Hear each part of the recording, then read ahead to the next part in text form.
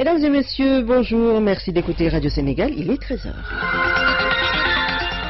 Au micro, Roudia Touba, la technique Souley Bari, voici les titres. Dès demain, la structure des prix de carburant va changer. Une légère baisse des prix à la pompe est annoncée, 40 à 50 francs sur le litre.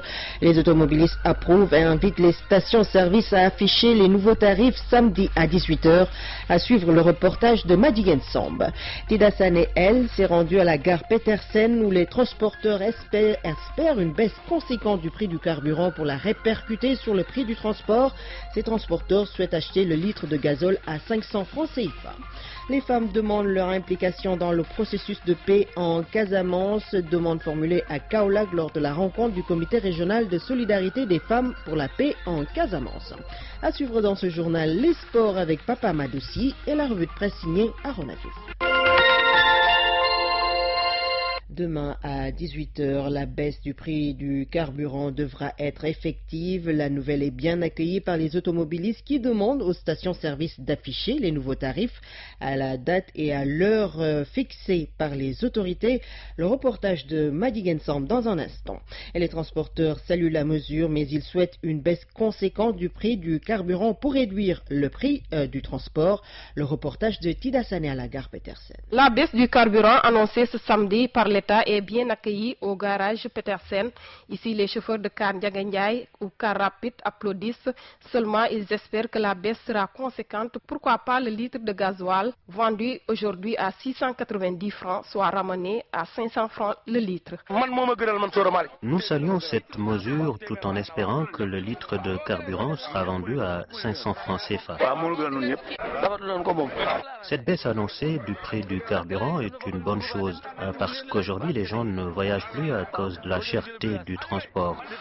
Il est impossible de nos jours de prendre en location un car à 60 000 francs pour se rendre à Touba, alors qu'avant c'était bien possible.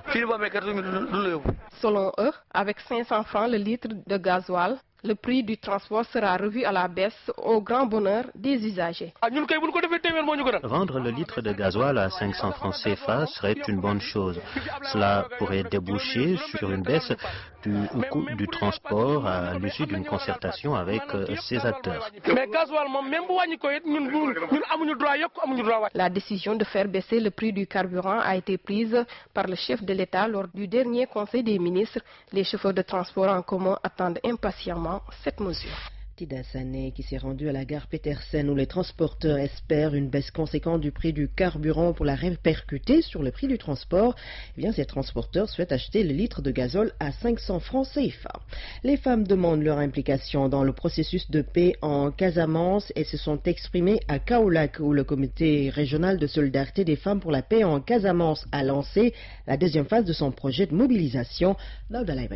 Après la première phase du projet de mobilisation exclusivement réservé aux femmes dans les 14 régions du pays, le comité régional de solidarité des femmes pour la paix en Casamance ou Soforal lance la deuxième phase. Ici, la mobilisation concerne les jeunes et les femmes. Fatou Gueye, la chargée de mobilisation du comité. L'activité choisie ne convenait pas tellement aux jeunes. Il fallait donc réfléchir sur quelle activité nous appuyer pour susciter leur intérêt pour la paix en Casamance. Et il était important de maintenir cette dynamique tant que les deux parties n'ont pas enclenché de véritables négociations. Préoccupé par la crise, vieux aujourd'hui de 33 ans ayant occasionné une situation de ni paix ni guerre, le comité régional de solidarité des femmes pour la paix en Casamance ou Soforal demande son implication dans le processus de résolution de la crise. Fatou Gueye. Ce que nous demandons, c'est une implication des femmes. C'est la résolution 1325 justement qui nous donne ce droit-là. Et notre État a signé et ratifié la résolution 1325 avec la place qui sied aux femmes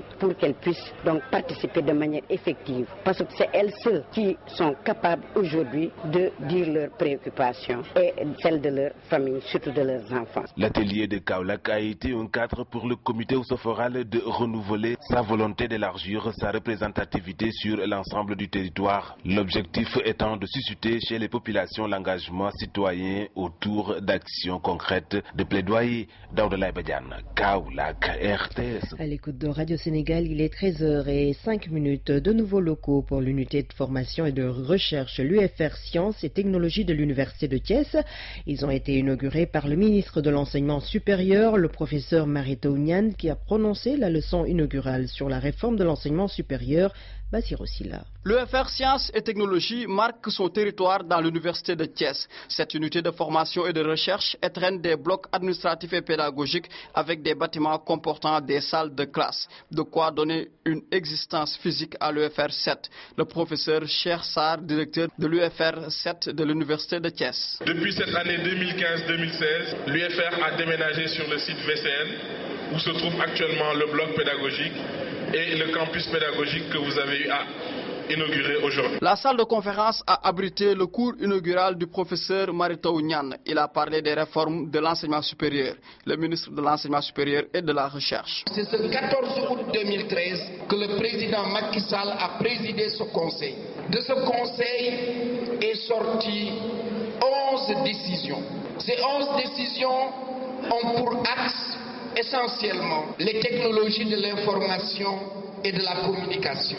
La question de l'accès, la question de la qualité, la question de la diversification des filières et de la professionnalisation, le social et le dialogue social, la gouvernance et l'internationalisation. Les étudiants de l'UFR 7 de l'Université de Thiès ont bu les paroles du professeur Marito Niane sans manquer de lui soumettre leurs doléances ayant trait à l'accroissement du nombre de lits jugés insuffisants, 90 sur 1200 étudiants. Ils souhaitent également disposer de salles informatiques et de documentation.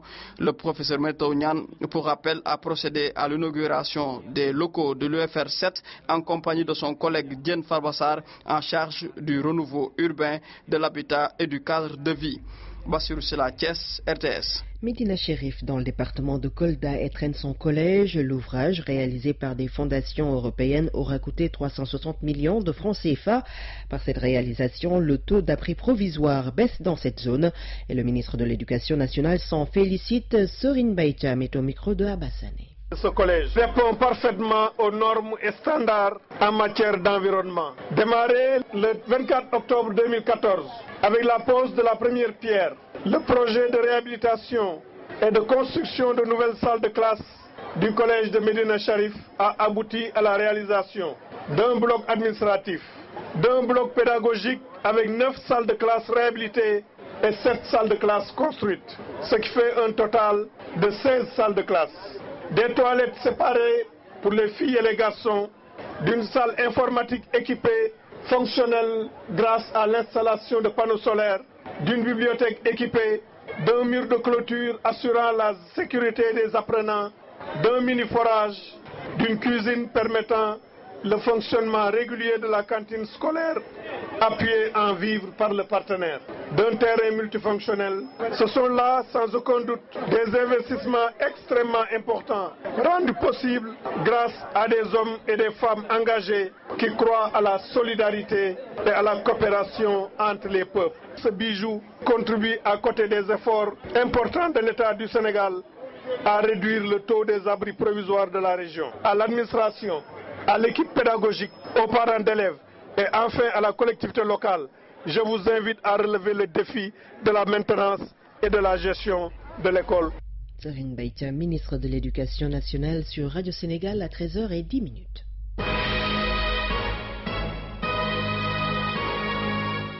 Question d'actualité. Question d'actualité, une émission du journal parlé de Radio Sénégal. Question d'actualité passe à la loupe ce samedi. L'enquête nationale sur l'emploi au Sénégal. Le coordonnateur de l'enquête, Maïssa Ndour, fait face à Khali Amadou Narfal. Quel est le taux réel de chômage dans le pays? Quelles sont les contraintes et difficultés du marché du travail? Pourquoi le chômage est plus concentré chez les femmes? La place du secteur informel et d'autres questions à suivre ce samedi dans Question d'actualité. Question d'actualité, un samedi sur deux, de 13h30 à 14h30 sur Radio Sénégal International 92.5. Sur Radio Sénégal, l'actualité internationale, le président nigérian Muhammadu Buhari a accordé une audience aux parents des filles de Chibok après une manifestation à Abuja. À l'issue de cette rencontre, la présidence a annoncé la mise en place d'une commission qui va enquêter sur tous les aspects de cet enlèvement.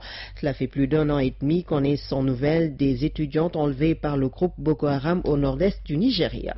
En Somalie, les islamistes Shebab ont pris d'assaut tôt ce matin un camp du sud du pays hébergeant des militaires kenyans de la MISOM et des soldats somaliens faisant de nombreux morts. Le camp serait toujours entre les mains des Shebab somaliens. Hier, l'Organisation mondiale de la santé avait annoncé la fin de l'épidémie d'Ebola en Afrique de l'Ouest et la Sierra Leone enquête toujours sur un décès suspect, une jeune fille victime d'une fièvre hémorragique rappelant Ebola. Les habitants des 3 pays touchés, la Guinée, la Sierra Leone et le Libéria, sont sur leur garde.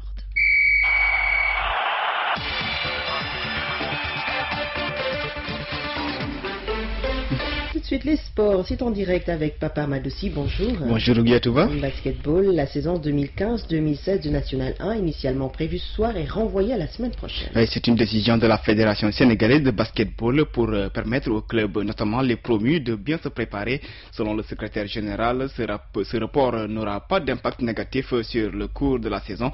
Nous écoutons Mamadou Fall au téléphone de Radio Sénégal. Le report a dû non seulement à une demande de pas mal de clubs qui ont quand même quelques difficultés à se mettre en conformité, parce que nul n'ignore que cette année on a pris pas mal d'initiatives innovatrices pour avoir une bonne organisation du championnat et dans les meilleurs délais. Étant entendu que nous avons des compétitions internationales en vue, à savoir le tournoi pré-olympique et la participation de nos Lions au JO de Rio. Nous avons aussi au niveau interne, il y avait une commission qui s'était déplacée au niveau des régions pour faire l'homologation des terrains. Il se trouve que cette commission a fait des observations au niveau de certains terrains. Maintenant, il va falloir donner quand même un peu de battement à ces ligues-là pour que ces terrains puissent se conformer. Maintenant, il se trouve que nous avons 2 clubs de l'intérieur qui viennent d'accéder en D1, à savoir Ziguinchor Basket Club et Kaolack Basket Club. Ce ne sont pas les seuls, mais c'est des clubs quand même où il va falloir prendre du temps pour qu'ils puissent vraiment mettre leur machine en branle pour pouvoir effectuer régulièrement des déplacements à Dakar et peut-être mieux s'organiser. Tous ces facteurs vraiment compilés ont fait que nous avons choisi quand même de reporter. Nous avons eu à réserver quelques dates pour des imprévus. Donc je pense que, en tout cas, on est en train de tout mettre en œuvre pour que ça ne puisse pas impacter négativement sur le déroulement de la saison. Donc la saison débute le week-end prochain? Pas week-end, à partir du mercredi 22. Certes, la semaine prochaine, les matchs qui étaient programmés, les matchs qui étaient programmés aujourd'hui, avec 2 matchs d'ailleurs, sont reprogrammés pour le mercredi 22. Maintenant, les matchs de samedi, demain samedi et dimanche sont reprogrammés pour samedi prochain et dimanche prochain. Voilà, c'était là Mamadou Fall, secrétaire général de la Fédération sénégalaise de football. La saison de basket démarre désormais à partir de ce jeudi 21 janvier. Football débute demain samedi du CHAN 2016 au Rwanda. Le CHAN, une compétition réservée aux joueurs issus des championnats locaux d'Afrique, démarre demain samedi 16 janvier et se poursuivra jusqu'au 7 février. Les 16 équipes qualifiées sont réparties en 4 poules. Demain, en match d'ouverture, le Rwanda, pays organisateur, affronte la Côte d'Ivoire. À noter, Rubiatou, que le Sénégal ne participe pas à cette compétition parce qu'éliminé par le CILI local de Guinée lors des éliminatoires. En France, on joue la 21e journée de la Ligue 1. À 19h30, Nice reçoit Angers de Cheikh Ndoye, deuxième du championnat. Demain à 16h, le leader PSG rend visite à Toulouse. Les autres rencontres sont toutes programmées à partir de 19h demain. En avant, Guingamp qui reçoit FC Nantes, Gazélec Ajaccio qui affronte Reims, 3 Stade Rennais, Bordeaux-Lille, Bastia-Montpellier, FC Lorient contre AS Monaco. Suite et fin dimanche avec à 16h l'Olympique de Marseille qui se déplace à Caen et Saint-Etienne qui reçoit à 20h l'Olympique lyonnais. En Angleterre, on joue la 22e journée. À partir de 15h, Chelsea reçoit Everton, Manchester City 3e accueille Crystal Palace, Sunderland avec sa nouvelle recrue Damdoy se déplace à Tottenham, de même que Newcastle avec Henry Saivet qui joue West Ham de Diafra Sakho et Cheikh Kouyaté, et Bournemouth, Norwich City, Southampton de Sadio Mané 12e au classement reçoit West Bromwich 13e, Aston Villa de Gana Gueye, lanterne rouge mais qui a enregistré sa 2e victoire de la saison mardi 1-0 contre rencontre, Crystal Palace reçoit Leicester, co-leader avec Arsenal. La suite dimanche avec le leader Arsenal qui se déplace à Stoke City à 16h15. Mais avant, à 14h toujours, le dimanche, le choc Liverpool-Manchester United. On termine avec l'Espagne. L'Espagne, la Liga qui démarre demain samedi sa 20e journée à 15h. Séville reçoit Malaga à 17h15. Celta Vigo Levante à 19h30. Villarreal Betis Séville et à Deportivo La Corogne en déplacement affronte la Real Sociedad. Suite et fin dimanche à partir de 11h. Valence Rayo Vallecano à 16h. Real Madrid reçoit Sporting Gijón à 17h. Las Palmas Atlético Madrid. Getafe Espagnol à 19h30. Le FC Barcelone qui joue contre Atlético Bilbao. Et c'était les sports avec Papa Ahmed aussi, merci. À présent, la revue de presse est avec Aaron Adiouf. Interpol sur la piste de Massata Diack, titre Le Quotidien. Tous vos journaux ou presque détaillent ce matin ce rapport accablant de l'Agence mondiale antidopage à Masolo Walfadjri qui mouille Diack et fils jusqu'au cou. Mandat d'arrêt international contre Massata Diack, la justice française. Donc, titre Direct Info. Mais le Sénégal devant ses responsabilités. Et oui, parce que s'il ne quitte pas le Sénégal pour un pays non affilié à Interpol, Pape Massata Diack, selon la Tribune, risque l'interpellation à tout moment. Seulement, cette question a 1,5 million d'euros dans les colonnes du Quotidien. Le Sénégal extrade-t-il, se demande sucre salé ses citoyens. Le Sénégal, selon donc mon confrère billetiste, ce n'est pas vraiment la France, mais Papa Massata Diack souhaite que cette assertion connaisse des exceptions, notamment sur le plan judiciaire. Oui, parce que tout le monde sait que le pays de Marianne n'extrade jamais un de ses citoyens, quel que puisse être le crime qui lui est reproché. Papa Massata Diack a finalement qui déclare être bien chez lui et déclare n'avoir aucun besoin d'aller en France. Seulement, il est une vérité relève d'Aoutio que l'on ne saurait dissimuler ou ignorer car elle se fonde sur la dialectique universelle selon laquelle chaque acte entraîne en contrepartie des effets induits. De ce fait, le dossier Lamine Diack risque, prédit Direct Info, d'emporter le fils pour lequel un mandat d'arrêt international est lancé par la justice française. Surtout que celle-ci ne badine pas avec la corruption. C'est finalement les débats sur l'argent, surtout quand il s'agit de gros sous qui électrisent, selon Samba Alar, le Sénégal et les Sénégalais. La preuve, voyez un peu, indique le populaire, l'affaire Lamine Diack, puis cette nouvelle ou ancienne affaire de butin à se partager entre Maître Abdoulaye Wade et Idriss Seck. La série Lui et moi se rappelle Birima de la Tribune avec comme acteurs principaux Wade et Idi. Une affaire selon mon confrère qui est vraiment passé de mode. Alors même si peut-être ceux qui la remettent à l'écran veulent tout simplement apprendre aux jeunes écoliers un pan de l'histoire politique retentissante de notre pays, alors c'est parce que l'argent, indique le populaire, on l'aime au Sénégal et ce n'est pas provocateur, estime Samba Alar, justement, qui se demande si d'ailleurs on ne l'aime pas plus que la femme, parce que partout où il est, les femmes accourent, il faut l'avoir à tout prix, quitte à vendre son âme au diable. Lui, l'argent toujours qui permet d'inverser l'ordre social en un clin d'œil, ironise mon confrère, et surtout que bien des destins ont changé grâce à quelques liasses distribuées et qui nous valent une nouvelle naissance sociale. Et c'est peut-être à cause de lui, l'argent peut-être, que Luc Nicolaï est aujourd'hui dans cette situation. Le promoteur menacé de prison, un drame informe la presse, a failli se produire au domicile de Luc, perturbé par le possible retour en prison de son époux. La deuxième femme du promoteur de lutte, selon l'Observateur, a tenté de mettre fin à sa vie, mais plus de peur que de mal. Elle a été évacuée d'urgence, selon la Tribune, dans une clinique où elle a été admise et placée sous surveillance médicale. 13h19, c'est la fin de ce journal. Le rappel des titres. Dès demain, la structure des prix du carburant va changer. Une légère baisse des prix à la pompe est annoncée. Les transporteurs espèrent une baisse conséquente du prix du carburant pour la répercuter sur le prix du transport. Les transporteurs souhaitent acheter le litre de gazole à 500 francs CFA. Puis les femmes demandent leur implication dans le processus de paix en Casamance. Une demande formulée à Kaolack lors de la réunion du comité régional de solidarité des femmes pour la paix en en Casamance. Merci à l'équipe de ce 13h à la réalisation Papa Malik Ndao et Moma Khadafi Djakate, technique assurée par Souley Bari et Aïda Diop. Alindoy est au CDM. Mesdames et messieurs, excellent week-end.